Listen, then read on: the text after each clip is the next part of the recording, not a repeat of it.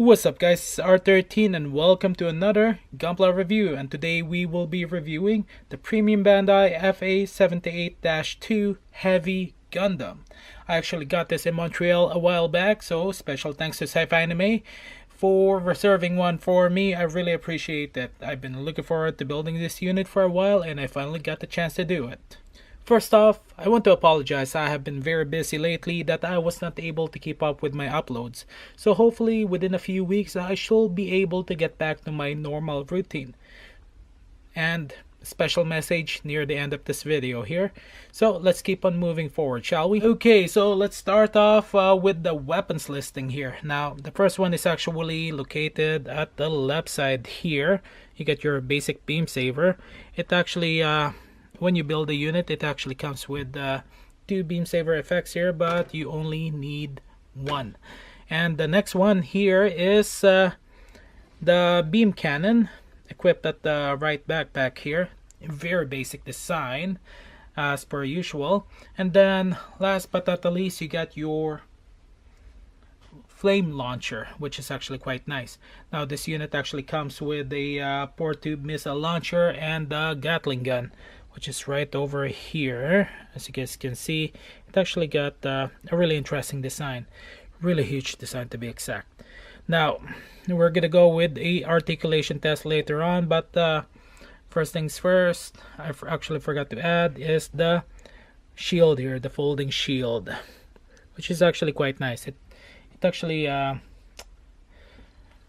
did a review of the FSD and it's practically the same. It is the same. Okay, so the next part is a side-by-side comparison of all the variants of this unit here, which is there's actually 3 in total, and I'm actually quite glad that I managed to collect them all. Okay, let's get started, shall we, with the comparison, and we're gonna start off with the original local type here.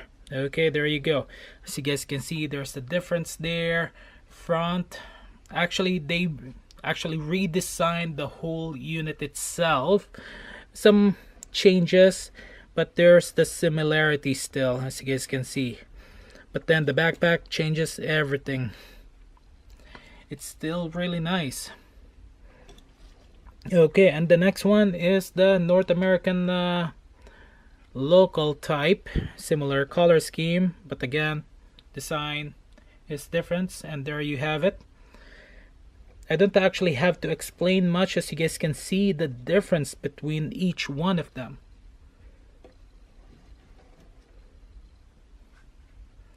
Really nice. Okay.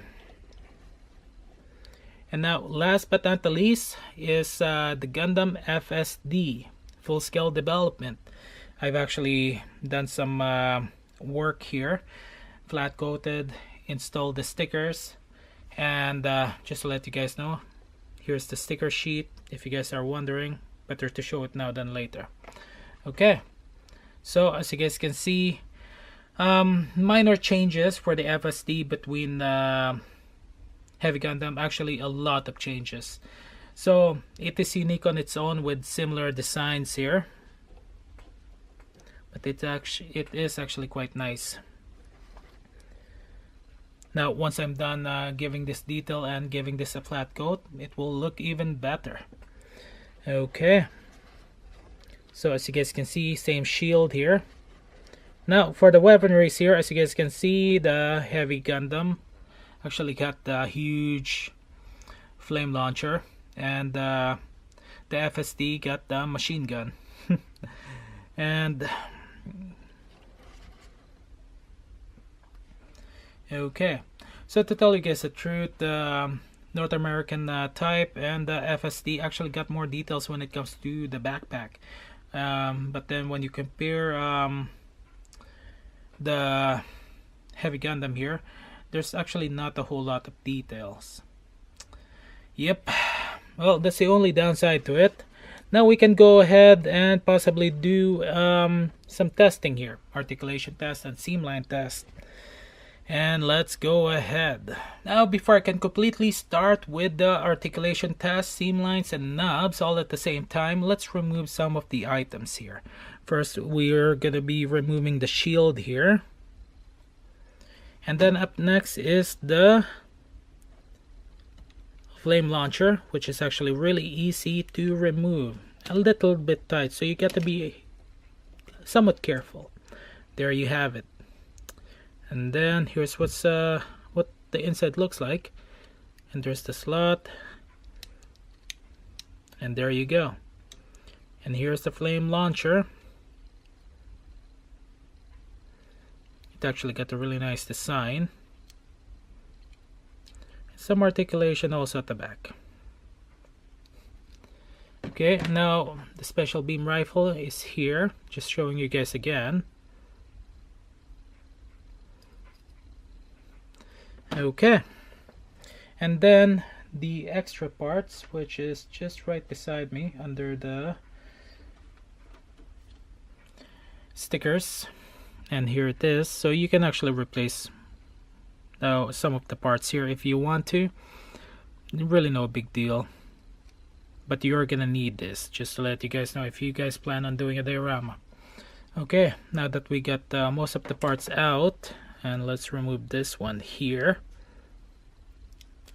There you go. We can do the articulation test and the seam lines. Okay, so from top to bottom, as always, you got your headpiece here. Now, as you guys can see, twist, turn, 360 degrees, really nice. And for the backpack here, you get your thrusters, polycaps, do rotations here. Not really that loose, but you can actually rotate it easily or move it around. And then you get your flame cannon here, beam cannon. And there's a slot there that you can actually remove the beam cannon if you want. And now, up next is the shoulders. Now, for PBandai, I was expecting a little bit more, and this is actually a ball joint for the shoulder piece. A little bit disappointed there, but oh well. And there's the range of motion, as you guys can see. Double joint.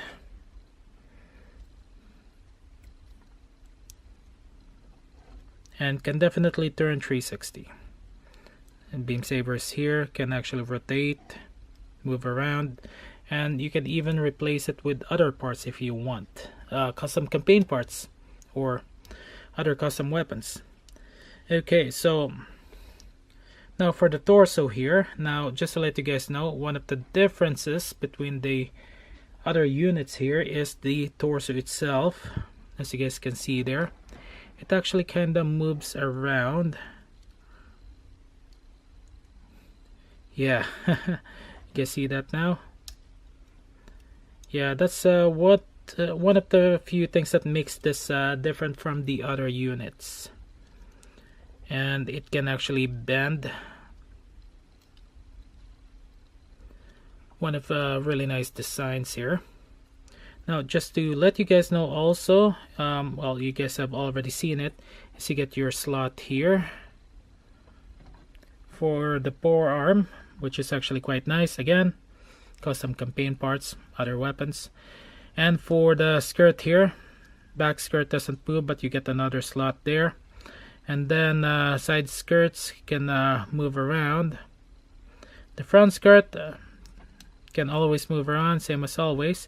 And then underneath the legs here, you got your slot for an action base. And then this one here, thankfully, it's not a ball joint, but polycaps. So you got some really good mobility there, as you guys can see. This one here can actually bend. Yep. And then you get your feet here.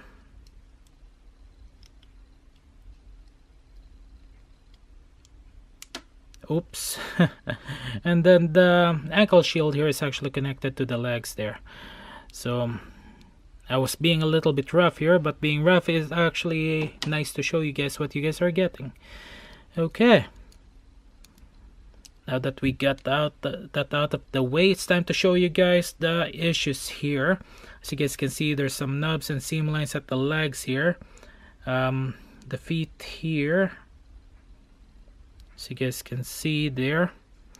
And then you got seam lines at the legs, at the arms here. The forearm, nubs and seam line there. The head, you got nubs and seam lines also. And for the shoulder piece, not really a whole lot. So nubs and seam lines are actually in different places, in areas that you can actually see, and you can fix that by sealing it off and sanding it properly, even painting it. Now this unit actually got really good potential, and I'm really glad, like I said, I'm really glad that I actually got this unit. So there you go, the articulation test, nub, seam lines, and a few other things. Now let's keep on moving forward, shall we? Oh yeah, I actually forgot to show you guys the weapons here. There's some nubs and seam lines here that you can actually fix if you want to. Moving parts here, and the beam rifle, you guys are already aware, some moving parts there. And then you got your shield also, that's foldable. You get some slots there, and you can actually change this specific part here any way you like, I believe. Yep, actually I was wrong.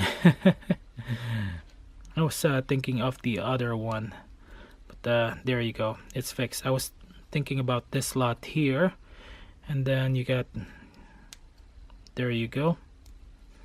Now let's put this unit back together again, and it's actually quite simple, believe it or not, to install the heavy Gundam, if I do it correctly this time. Okay, yeah, I had to do that. Okay, so here's the slot there, don't forget that. And then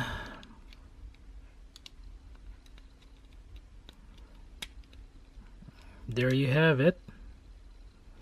And then you can install it easily. That's the best way to install the weapon, believe it or not. Okay, now let's go on to the last step here. What are my thoughts? Okay, is this unit worth getting? Yes and no. I'm gonna start with no. No, because it's a PBandai, and not everyone can afford a PBandai, that's a fact. And it's not easily available, because you can get a couple of North American type and FSD, maybe 2 or 3 depending on your location, and yeah, it's a price, and it's not readily available in public, so you'll have to find ways.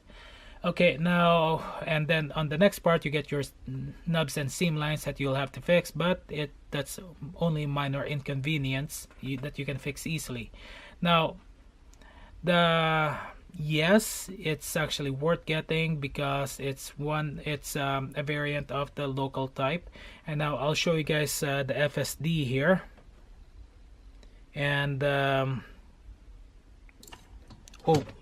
oh boy. And then you got your North American local type at the back there. Whew, man, poor lighting. Okay, that's gonna be an issue. It's moving now. Okay, so I got the swing arm lamp here as my lighting, and it's not being cooperative with me right now. Okay, now let's continue on. So you guys be the judge of this units here. They're practically the same, and good articulation, added weaponries, like the flame launcher is what actually got me to get the heavy Gundam here. Okay, so overall I actually give this unit an 7 out of 10. I was gonna say 8, 7, minus 1 point because it's a premium Bandai. Yeah, and 2 more points, nubs and seam lines, but worth getting if you got the budget. so you can actually have double flame launcher. Okay, that is all the time that I got, and my swing arm lamp, it keeps on falling off every time I let go. Thank you guys for watching this video. And yeah, a special message actually. Yeah, I've been really busy lately.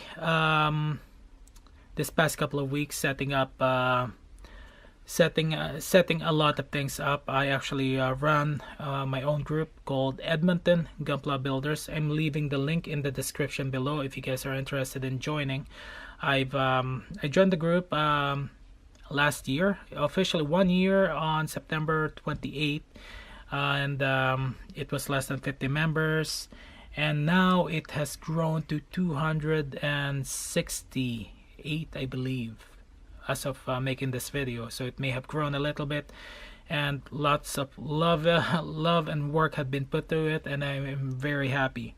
I've actually experienced some speed bumps regarding the group that I actually had to take a pause from making vids here, but so far we are in the right direction. It's all about the community for me, and there are some that wants to monopolize the group that I just refuse to let them make money out of the group. That's the short version. That's all I can say. Okay, thank you guys for watching, much appreciated. Don't forget to give this video a thumbs up, and don't forget to click that subscribe button if you like this video. And I'll be posting more videos, and hoping that I'll get back to my regular schedule. This is R13. Have a good day, good night, afternoon, wherever you are. Have fun with Gunpla. I'll see you guys next time. Keep on building.